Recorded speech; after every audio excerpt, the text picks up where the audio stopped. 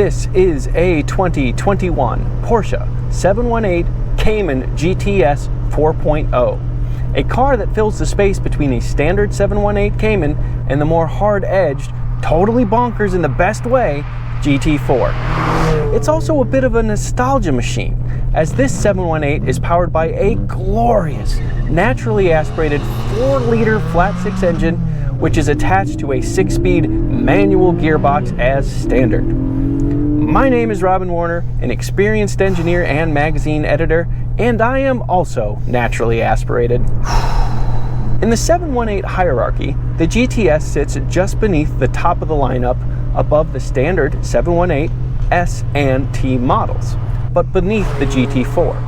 And that means it comes second in the horsepower count as well.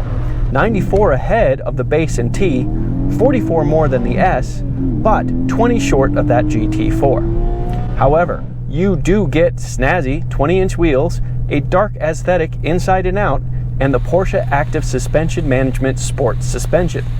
Being just 20 horsepower shy of the GT4 means you get a 4-liter flat-six producing a peak 394 horsepower and 309 pound-feet of torque. That power then goes through a 6-speed manual transmission and onto the rear wheels.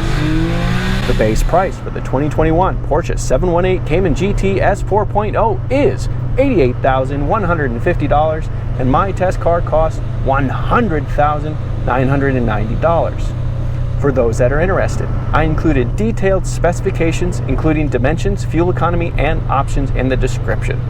Alright, let's take a look around the car. Alright guys, here it is, the 2021 Porsche 718 Cayman GTS 4.0. It's a mouthful, I admit, but you do have a helpful guide to help you out if you get the last bits. It tells you right there. This particular car is painted in GT Silver Metallic, which is a $650 optional paint, which is relatively inexpensive in the world of Porsche options. And by the way, GTS stands for Gran Turismo Sport, if anyone ever asks you. As I told you in the opening, this has Porsche Active Suspension Management Sport Suspension, and that means that this car sits 0.8 of an inch lower to the ground than standard 718 Caymans do. So that gives it just a bit more of an aggressive stance and a bit of a meaner look, which I don't mind at all. The sport suspension complements the 20-inch 718 Sport wheels, which are in black and right there. And inside those wheels, what you see are 13.8-inch discs with 6-piston calipers right there in red. In back, by the way, you have 13-inch discs and 4-piston brake calipers. Also part of the GTS is a sport exhaust system, and those are your exhaust tips right there and right there. And you also get Porsche active drivetrain mounts and Porsche torque vectoring with a mechanically limited slip diff. So what do active drivetrain mounts mean? Well, that basically means that you have active transmission mounts, and that means that they can stiffen or loosen to help with ride quality and vibrations, or to help with handling and to avoid any weird shifts in weight that you're not wanting.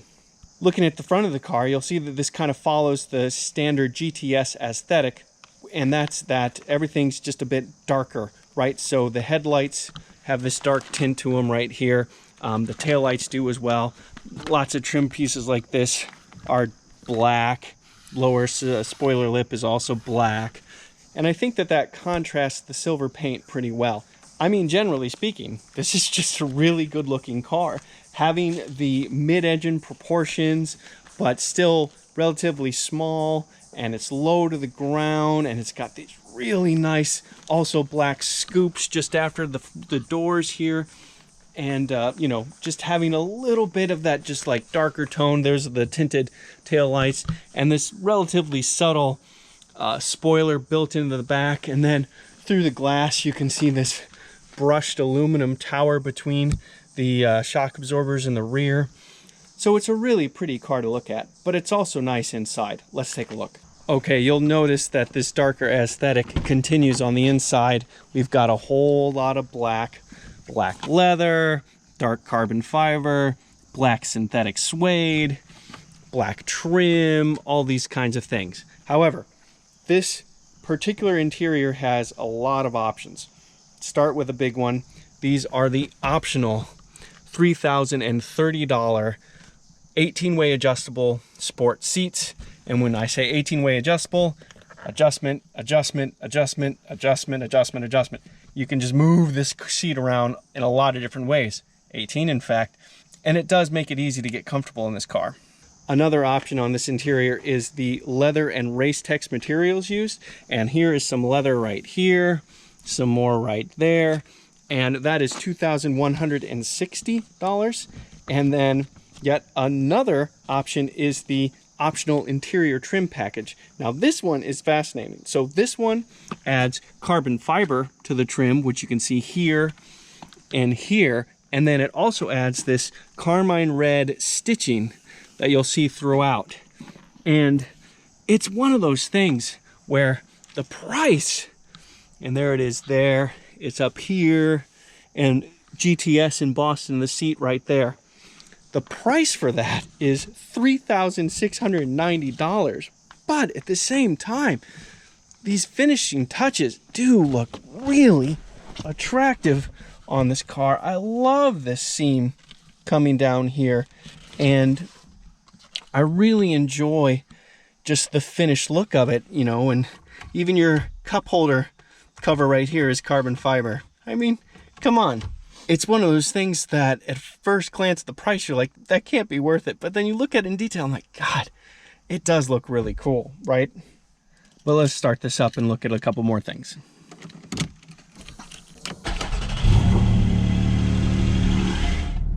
Another part of the interior package is that the tachometer backing is in that same carmine red, so it stands out from the speedometer and the little screen right here really nicely, and adds just a little bit more of the necessary presence that kind of, you know, shows you how important that tachometer really is, especially when you have a 6-speed manual transmission.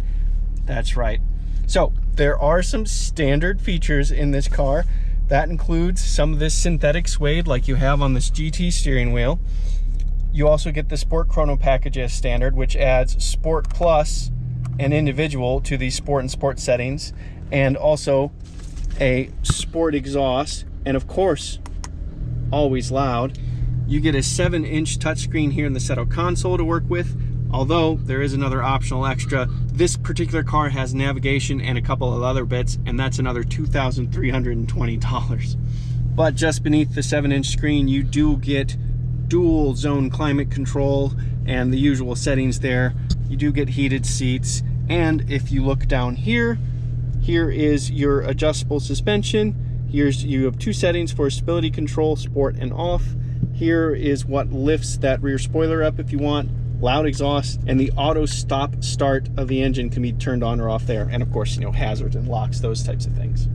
Generally speaking, I love the synthetic suede on the steering wheel. I love the very supportive seats, and I love not only that we have a 6-speed manual transmission, but the placement of it is very comfortable for shifting gears, and all that makes me do is get excited, go for a drive. So let's go for a drive.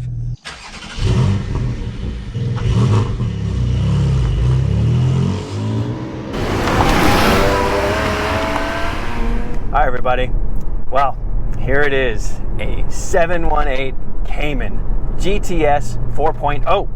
And that 4.0, of course, stands to the 4 liters of displacement in this flat 6 naturally aspirated engine, which is glorious, but I'm getting ahead of myself. Basically, the GTS 4.0, in the grand scheme of things, is just like the Boxster T I reviewed not too long ago, but with the bigger engine instead of that 2-liter turbocharged motor. But technically, this came out before the Boxster T, so it's actually the other way around.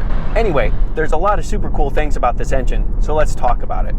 To start, this uses the same dual mass flywheel as a Porsche 911 GT3, and anytime you're sharing parts with a GT3, that's good. Unfortunately, that's kind of where the relationship starts and ends. This 4-liter despite having the same displacement, does not share much of anything with the 4-liter in that GT3, aside from that flywheel. However, this engine does share a lot with the Porsche 911 Turbo family, so, still not bad company, right? And it shares a whole heck of a lot with the 4-liter in the Cayman GT4. In fact, it's basically the same engine, and you can see that in not just the displacement, but the power output. So this has a peak horsepower of 394. The GT4 is 414, a 20 horsepower difference. And that's because the GT4 can rev a little higher than this engine. So basically, this is just a slightly detuned version of that 4-liter flat-six engine. And the benefit of that is that it's just slightly more friendly in the lower revs, a slightly broader torque curve, not quite as peaky. And speaking of everyday drivability, this does deactivate a bank of cylinders under low RPM and light loads. So at times you'll be running on 3 cylinders instead of 6. But there's a neat little trick to that. If you meet those light load conditions for more than 20 seconds, it will switch between which bank is shut down. So sometimes it'll be the right bank of cylinders, and sometimes it'll be the left bank of cylinders. And that switches every 20 seconds to help maintain a consistent load on the 2 catalytic converters. And that, to me, that's just a neat trick. Also, this uses piezo fuel injectors. And piezo fuel injectors can open and close extremely quickly. Basically what that means is you get very precise control of combustion that way. And there is one more thing I should mention. The PDK, the 7-speed PDK transmission, the dual clutch transmission, is optionally available in this car. And if you get the PDK transmission, you actually get an additional 8 pound-feet of torque, 317 instead of 309. But how dare you? Don't even think about it. Get the manual. It's a manual. Oh, it's so good. Don't even think about it. 8 pound-feet of torque, not worth it. Get the manual. Because if you get the manual, you have full control of this glorious engine and when it shifts and how it shifts and everything about it, and it makes the experience so good. The acceleration is so pleasureful. Let me show you. All right, quickly coming to a stop. Bit of revs. Oh, come on. Oh, yeah. Oh, come on. That sounds so good. It just sounds so good. And you might have noticed I wasn't shifting very quickly. I wasn't out here to get maximum acceleration to see if I could meet the 0 to 60 in 4.3 seconds that Porsche advertises this 911 with the 6-speed manual can do. But that was over pretty quickly, wasn't it? So, yes, I went to my super special secret place to do acceleration, and I did some acceleration there. Let me show you. All right, I am here at my super special secret place to do acceleration, and I'm gonna do some acceleration. I've got the camera pointed out the front window so we can see that. I've got the stability control in limited mode, and I'm gonna give myself pretty aggressive launch. About 3,500 RPM.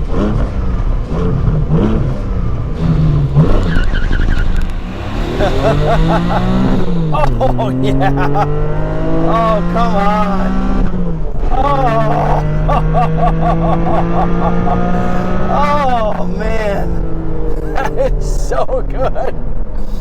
It's not the 0 to 60 number. I wasn't too concerned about shifting quickly. It's the feel, it's the pull. In between the shifts, you just get good, strong pull, and that noise, that glorious, mechanical, naturally aspirated, flat 6 noise. Oh, that is so good. Oh man, that is so good. Right? Oh, just come on. It's so good. 0 to 60 in 4.3 seconds, which is 1/10 of a second faster than a Cayman S. Now, that's not a huge difference between the Cayman S and this, but the Cayman S actually makes the same peak torque as this engine does, so that helps explain it a little bit. And besides, this is so much more than a quick and a straight line car, obviously. So, as I said before, this is a tamer, more forgiving version of Cayman GT4s. A little bit less power, but also less hard-edged in the way that it feels on the road. How you can translate that is, it's not going to be quite as sharp on a racetrack, but easier to drive on the road, and more forgiving in less than ideal conditions, wet weather, cold weather, those types of things. And honestly, this car is perfectly pleasant to drive on the road. The ride is totally fine. I'm currently in the normal driving position, and I wouldn't say it's plush, but it's plenty forgiving, goes over bumps just fine, never jarring, handles potholes and heaves just fine.